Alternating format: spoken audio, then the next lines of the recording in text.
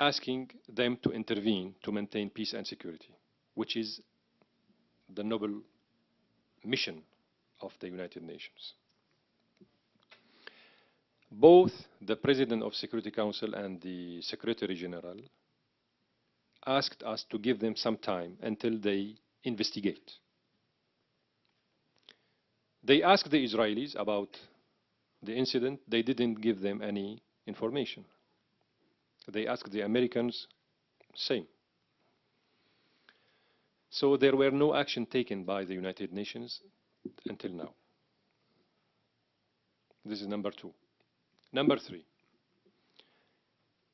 when we raised the matter in the UN and everybody started talking about this Israeli violation of the Syrian airspace, some adamant neocon working within the American administration, very conservative people and very adamant vis-à-vis supporting Israel, such as Bolton, the former American ambassador to the United Nations, who used to be my colleague. He was the first to launch the idea or the justification of what happened by saying that the Israelis actually targeted a shipment of weapons that Syria wanted to send to Hezbollah in Lebanon. That was the first version of events. It didn't fly. There's some very musical interlude out here. So this is not yours. So it didn't fly, actually. The first version of events didn't fly very far. Then the day after, he changed his mind. He said, no, no, no, no. The Israelis targeted a Syrian North Korean nuclear project somewhere in the desert. It didn't fly neither. The day after, he changed also his mind by saying, no, no, no, that was a message to Iran. You know, you see, in 3 days, they gave 3 different versions, contradictory different versions on what happened exactly. Why raising the issue of this so-called secret nuclear cooperation program between Syria and North Korea? I will tell you why. Because it seems that the current American administration would like to bring USA into the club of the third world.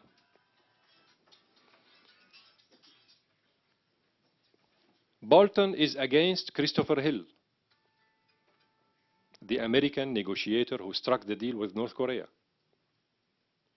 Bolton is an enemy of Christopher Hill. Bolton is against striking a deal with North Korea, in principle. So he wanted to undermine this American-North Korean deal by mixing up the issue of the American-North Korean deal with the Middle Eastern politics, namely speaking with Israel and Syria, where the American public opinion wouldn't dare contradict him, because this is one taboo in the American society. Once you touch Israel, this is a taboo. So to undermine the deal struck by Christopher Hill, Bolton raised this issue of justification with regard the target of the Israeli aggression in Syria. Actually, we don't have a nuclear facility. Contrary to Israel, we are part of the Non-Proliferation Treaty, the NPT. Israel is not. We have agreement with the EAAE in Vienna, the International Agency for Atomic Energy. We put all our facilities under what we call the safeguard agreements of the agency. Israel did not. So we did everything required by the international law, the Israeli didn't do it. Israel has 300 nuclear heads threatening the whole area. 300 nuclear heads. This is why we are scared. And this is why we are calling for establishing a zone free from all weapons of mass destruction in the Middle East.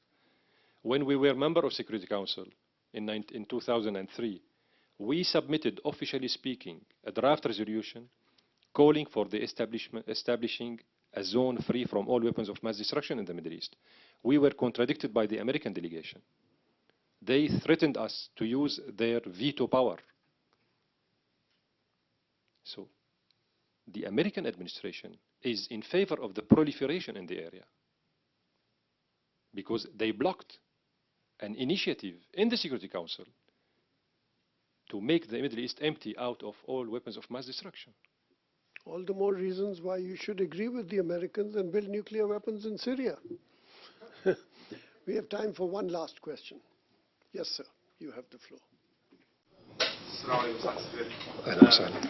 I would like to ask you a question that really not a lot of people have touched on since the Iraq War started. I wanted to ask about if you had any information about trafficking, whether it was labor or prostitution or anything of Iraqi people in Syria, what effects that's having, and what's being done to combat that. Thank you very much. This is a very important question. We have, currently speaking, 1,600,000 Iraqi refugees in Syria. They come to Syria, the Iraqi refugees come to Syria every day. Every day we receive between 2,000 and 3,000 Iraqi refugees from Iraq. They cross our border because they run out of fear for their own lives in Iraq. They are mixed. They are from all Iraqi segments, you know, ethnically speaking or religiously speaking or culturally speaking. Arabs, Kurds, Christian, Muslims, Chaldeans, Assyrians, you know, everybody. They don't turn towards Iran. They don't turn towards Saudi Arabia. They don't go to Kuwait. They don't go to Turkey. They come to Syria because they know that they will be well treated in Syria. Just for your kind information, we called on the international community to hold an international conference in Geneva in last April on this issue, asking the international community to help us, to assist us in dealing with influx of refugees coming to Syria. Syria is only 20 million people. Now we have 1.6 million Iraqi refugees. We have 500,000 Palestinian refugees. We have 500,000 Syrian displaced persons from the Golan occupied by Israel. Plus, we have a couple 100,000 of refugees from all Arab countries, Sudan, Somalia, you know, everywhere there is trouble. These people come to Syria because we do not require the obtention of a visa. Syria is the only Arab country that does not require Arabs to get a visa to enter Syria. So every Arab with his own passport can enter Syria. We didn't get one single penny from the international community. Not even $1 million.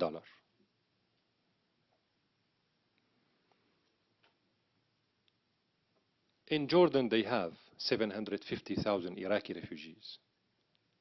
But the Jordanians are lucky because they impose the visa system and they select the rich Iraqi people only to get into Jordan. The poor Iraqi people go to Syria. In spite of this situation, the American administration, the Western European countries, the international organizations helped Jordan